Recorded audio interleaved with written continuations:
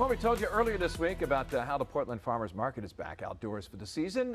Did you know it's been feeding the community since, get this, 1768? Yeah, that's a long time. Featuring over 30 Maine farmers, you'll find everything from fresh vegetables and meats to flowers, artwork, jewelry, and much more. Here to tell us all about the farmers market scene across Maine is Jimmy Debiasi, the executive director of the Maine Federation of Farmers Markets. Good morning, Jimmy. Good morning. Nice to be here. Thanks for being here. So first, let's talk about your group, the Federation, and the programs that you offer. Sure. Yeah. So I'm the executive director of the Maine Federation of Farmers Markets. We're a 501c3 nonprofit.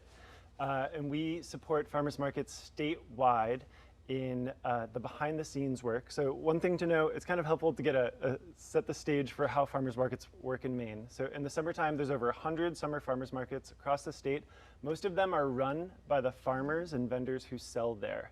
So our organization exists to support them in setting up their markets, navigating challenges, providing technical support, and the bulk of the work that we do is around promotion and food access programming that happens at the farmers market. So you can go to our website, mainefarmersmarkets.org. We have a database of all the farmers markets in Maine.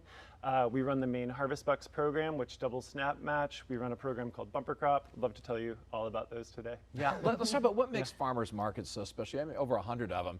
I mean, when you get the fresh vegetables, it's organic and things like that. I'm just sure it's a little bit of everything. Yeah, it really checks a lot of boxes, right?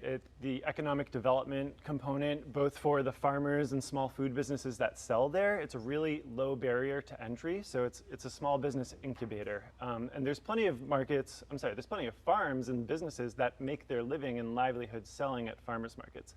It's pretty big business for small businesses. It's over $10 million a year in gross sales for these food producers and vendors. There's over 400 small businesses and farms that are supported at farmers markets across the state. So that's just the economic development angle, and that's just for them, right? Downtown revitalization. If you go to Augusta, Sanford, the Sanford Farmers Market, 500 people come down every Saturday during the summer season to go shop at that market, and the area businesses around them benefit from it. And then, of course, there's the environmental angle. We just had Earth Day. We're keeping rural communities rural and lands working for farmers there. Never mind just the low food miles. We're not buying and shipping in food from across the country or across the world. The average food you're buying at a farmer's market has traveled just 30 to 40 miles to get to you. There's the social angle.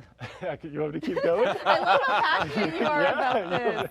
Let's talk about a little bit about the history of the Portland Farmers Market. We mentioned this, the 1700s that it's been around. That's pretty incredible. How have you seen it grow? Yeah, and there's farmers there that have sold for like 3 to 4 generations. Wow. Our board chair, Carolyn Snell of Snell Family Farm, they're, I want to say, 4th generation farm and potentially more to come. I've been in this role since 2017, and that market, so I got to witness a lot of markets go through COVID evolutions and changes and really show up for the community during that critical time where people could shop outside and access healthy food, especially with food shortages. The Portland market, otherwise, there's new waves of vendors coming in all the time. They have a great new winter market location at what is now called Stevens Crossing. It used to be the Maine Girls Academy. And during the summer months, I think the big story to share about that market is the food access programming and how that's evolved. They now have a program called Maine Senior Farm Share, where income eligible seniors can come to that market, sign up, and get $50 in vouchers to spend with vendors there on fruits, vegetables, and honey. And then, of course, there's SNAP and Maine Harvest Bucks. So all of these programs are programs that the Federation brings to markets. So we help fundraise for it and fund it, and then we help markets just do the lift of creating the systems for them to happen there. Yeah, I remember us doing a story years ago when the farmers markets finally started accepting SNAP benefits.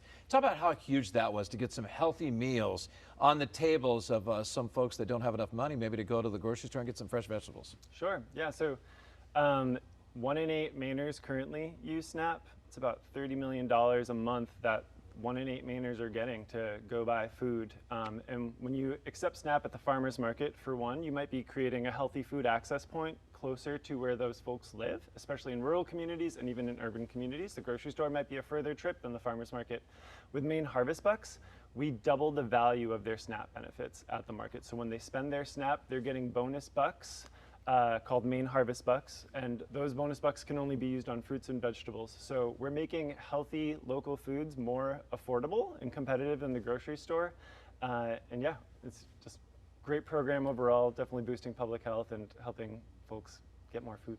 And as far as items, of course you think fruits and veggies when you think of a farmer's market, but I've been to the Portland Farmer's Market. There's a lot to choose. I mean, we have like kimchi, other canned goods, even jewelry and art. It's so cool. Yeah, the prepared foods have come a long way. There's all of the fermented vegetables you talked about. Various vendors are doing that. There's mushrooms. There's amazing baked goods, bread, bagels. There's what else? There's sausage. There's selling flowers down there too. Oh, beautiful flowers. Right, and that's one thing to call out, right? It's gardening season, and like if you're gonna buy plants to grow in your garden, there's no better place to go than the farmer's market. Farmers are growing seedlings, preparing them to sow both ornamental flowers, herbs, and fruits and vegetables.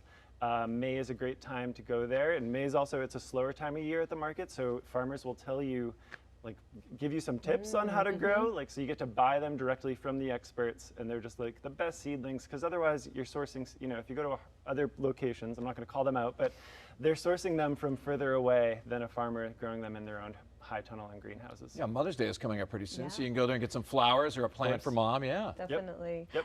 And is there a website where people can find out, okay, where is the closest farmer's market to me? Yes, so that's mainfarmersmarkets.org. And there's a shoppers tab on that page. You can find markets by day of the week, or you can type in your zip code, and you'll find markets within 5 to 25 miles of you. Love it. It's the season. Yeah, it is great. It's my favorite part. I went one time, somebody was playing saxophone, another person was playing banjo, and you had another person reading poetry, and there was a juggler. I always have fun at the farmer's market, right?